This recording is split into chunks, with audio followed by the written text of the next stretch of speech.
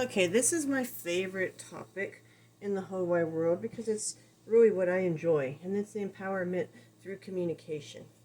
How you communicate to a dog is very important. You do not want to have a four-word vocabulary with your dog, and I'm not making a pun about bad language. You don't want to have four different words, and that's the only way you communicate with your dog. Imagine trying to go to a foreign country and talk to people, and you only have 10 words that you can say to them. What are your 10 words you're going to say, and how are you going to get through life trying to communicate what you want? You need to have more tools, and you need to have more words.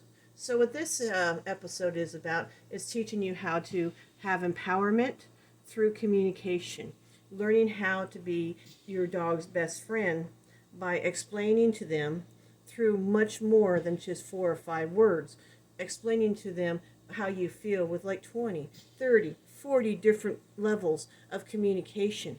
Do a lot more with 40 or 50 levels of communication than you can do with one. So before we get into this, a little recap. We know that as a dog deals with pressure, it gets in a situation where it's pressured into making a decision before it fuse pops and it goes into chaos and it can't think. We know that when our dog's in this situation, we pull them out. We know when our dog gets in this situation when they're trying to figure out what to do, they're under too much pressure to make good choices. Take them out. We know we want to be here. We know we want to stay as far bottom and green as we can. Now we also know from past episodes is this is where our dogs start, and then your dogs progress into more by how much pressure they feel. And we do know that we have a fight that is to deal with pressure through aggression, and we have a flight which is deal with pressure with flight running away. We also know that for the amount of pressure the dog feels, the only way to stop that behavior is to match it with our behavior, something that we do that makes them want to change their direction. If we are off, then the dog is not balanced. So for instance, if your dog is here, you should be here. But if you're over here, then your dog has to deal with that much pressure in a situation that doesn't have that much pressure. Look where that pressure should put the dog. Look how much more pressure you're putting on the dog than's needed. So, what happens when you add more pressure to your dog? Uh-oh! Yeah, you're making a problem. You have to learn how to balance with your dog. If you are way over here, and your dog's way over here, your dog's pressure is way over this much, he can't hear you, because where you should be is over here.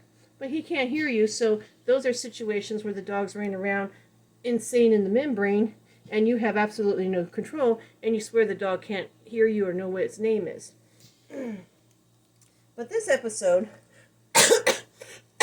is not so much about us learning how to do these things. This episode is learning how to work on our skills and not necessarily the dogs, because you should know timing and you should know how this side works. So what we're going to do is we're not going to worry about fight or flight. We're just going to make it more simple and look at one direction only, because one direction is parallel to the other. It's irrelevant. And we're going to look not so much with the pressure, okay, that the dog's doing. We're going to be focusing on, us. We're going to be looking at how we help our dogs in this situation, the amount of force. And force is not always like grabbing them and correcting them physically. It's not about rewarding them with hugs and kisses. It's not about giving them treats. It's not about yelling at them. It's not about letting them see like something's coming to get them. It is everything. When you learn how to use your senses and their senses to your advantage, you can compound and combine these senses to becoming something very magical and powerful and lovely. So before we get into these senses, I want to talk about gears. When you have a dog that is here, okay, and you have good dog, bad dog, I'm gonna, and then they're like, oh, you're okay. You have 3 gears. When your dog is reacting and going down these gears, and let's just say he does something that's like right here, you have either this gear or this gear. And look, this is too little, that's too much. By having only two words or two expressions or gears in your correction and forces, you are at a disadvantage. And when your dog is here, look at how much you either do too little or you do too much. Or if your dog's way over here, you're done. It's not going to work. Okay? You have to learn how to be more interesting and more versatile in how you communicate. So, if you have a dog that has the same situation and you have 1, 2, 3, 4, okay? So when you come in versus your 1, 2, and 3, yeah, you have, okay, you have a little bit more gears. What happens is when your dog comes in and hits this, like right here, it comes down. This is too little and this is too much. But the amount of difference of you being too much is a little bit less. It's not like that. It's down. So that's even better. Now, if you want to make me really happy, you would have more gears. So then when you hit this, it comes straight down. Bam! You got it. It makes me very happy. All right?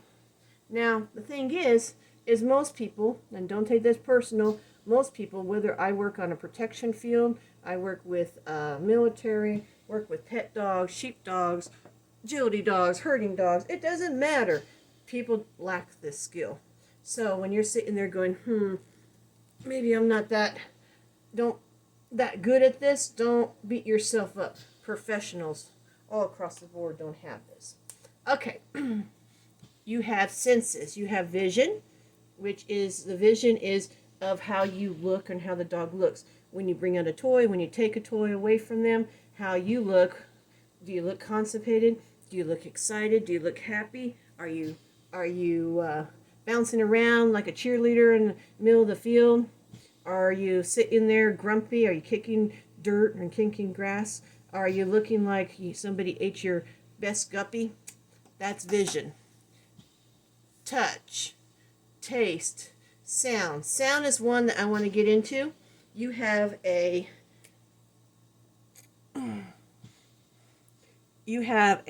sad and a happy, and you should have a middle ground somewhere. So vocals is hard is for people because they're shy and polite or they have a gruff. What you want to do is when you come in here, you want to be, hey, how do you do? Hey, hey, hey, hey, hey! Does that make sense? Hey, hey, hey, hey, hey, hey. Okay? That is gears coming up. So you have a, hey, hey. Okay? Then you have a, ah, ah. Okay? So those are your sounds that you have. I'm okay, Oscar. I'm not losing my mind. So you need to have differences in voices. You can't just have ah, nothing, and yay. You need to have a yeah, good, good, good, good, good. Ah, ah, ah, ah. Make sense? Hi, Oscar. I'm okay. All right. So those are things that you need to practice. And what I suggest that when you practice these things is practice them maybe in the shower because nobody's looking at you and you will have more confidence. It's amazing how much showers give people confidence to practice their vocals. Okay? So instead of having 3, I had a whole wide selection of vocals that I can use to help coach.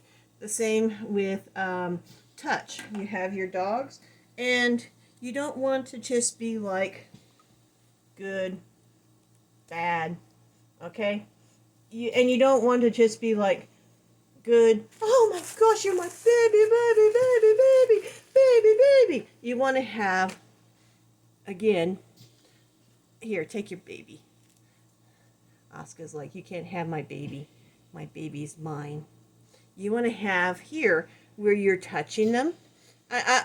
Just a casual, and then this one's like a bop, and a bop and a bop, and then you go into more, and then this way you have a positive, like yes, yes, oh, oh, oh, my baby, baby, baby, rolling them over on their belly and giving them kisses. You want to have extremes and differences. You don't want to have your dog sitting there over here and it's having a meltdown here, and then you're giving it this much of hugs and kisses where you're basically smothering them in love and kisses. So when you're there, you're doing this much to this much is overboard. If you would just, instead of smothering them, give them a little rubby-dubby-dubby on their ears and caressing down the back, that's enough, because then you have ways to go. The more they want to go this way, the more you can give them in physical support and love. The same way with corrections, physical corrections. If you're sitting here hitting them with a 4x4 over here and a 4x4 over here, then they're, 4x4 over here and they're over here, it's not right. You're actually making the problem worse. So learning how to physically touch your dog in not just one or two ways, but learning how to give and take will be immensely good. Okay? I'll be going off on all these senses separately because they actually need to have more in depth so that you learn how to have more gears. But it's important to understand at least the concept. And then you have taste. And what people like to do, they like to go to the store and they like to get those $50 value treats for their dogs. And the value of those treats is way down here. Well, if they're way down here and they're here, you're giving this much treat to this. When they're over here, they're going to want something better than what you gave them. So it actually makes a problem. So they have a $50 treat, and then they have a $25 treat, and then they have a $3 treat. Okay? And that's dry, and then store-bought, and then maybe cheese. Okay? You don't want to do that to your dogs. What you want to do is you want to have a 50, a 40, a 30, a $20, a 10, and a 5, and a 3. So what you did is you have something like this is a hot dog, and we will go into suggestions on how you teach and figure out what's your dog's favorite food. Not all dogs like hot dogs. Not all dogs like cheese. Not all dogs like bacon. Not all dogs like hamburger. Not all dogs like carrots. You have to figure out what is the most valuable. So I will go on later episodes showing you how you figure out this thing. But right now we'll just pretend hot dogs is their favorite, cheese is their second, and then dried lungs is their second, third, and then the fancy treats from the store, and then the boring treats from the store, and then the generics, and then dry dog food. Okay, dry dog food. So what you have is 1, 2, 3, 4, 5, 6, 7. You have ways of bringing the dog back your way. Okay, so you want to make sure that when you're paying, you're not paying somebody $5 or $50 for a job when it's only a $5 job. So what will happen, and we'll bring this thing back up, if you pay somebody $25 and then $5, $10, and then $5 for the first week 1, week 2, week 3, and week 4, they'll be ecstatic. If they're doing a $5 job and you're paying them $50, they're going to be very happy. And then next week you tell them that you can't pay them $50 anymore, but you'll pay them $25. They'll probably still be happy because they know they got a good deal. When you come to the third week and you tell them that's $10, then you're actually getting some quality of the work going down, and you're actually having the dog not do as well, and there's resentment. There's actually anger. And then when you go and say on the fourth week, you know what, this job's only worth $5, I'm only going to pay you $5. Guess what? Your quality of work is not going to be very good, and you're not going to be very motivated. If you do this on the first week, second week, third week, and fourth week, the first week they're like $5 an hour, it's nice to have a job. Second week, I'm giving you 100% raise. Oh yeah, I'm going to do a really good job. And then the next week you're going to go like up to $25 an hour. They're going to be like fanatically crazy. And when you get to the fourth week, they're going to be like, wow. But if you go on the fourth week and start going back down this way, the motivation is going to go down. So what you need to learn as far as communication is they get paid for the job that they do. The more harder it is for the dog, the more they get paid. So if they're doing something that's really easy here, they get paid $5 an hour. Do something a little bit harder to bring them back, you need to have more force. They're getting paid something that's $10 an hour. If they're doing something that's $25 an hour, they get paid something $25 an hour to go. Because if they're working for $25 an hour here, and this is $50 an hour, and this is 10, and this is 5, if you go ahead and try and tell them that you're giving them $5 an hour worth of treats, they're going to be like kind of resentment. If then if they keep moving forward and you still at $5 worth of treats, they're like, no and no. Okay, so you have to learn how to gear it apart. Okay, so and then the next one is suspense. Now I know suspense is not one of your senses, but I find it is a big sense, because if you ever go and work with kids and it's a couple of days before Christmas and they see packages and they know that they get to open packages in 3 days, do you know how much motivation there is for them to want to work and be good? Most kids, some kids just don't care, but the suspense for them is a pressure that brings them this way. So when you combine your suspense with sound and touch and vision and taste, then you actually have a good communication. Let's just say that you are pretty good and you give them 10 different choices of food. And then you learn how to do 10 different versions of looking. You learn how to touch your dog 20 different ways. You learn how to make 20 different sounds.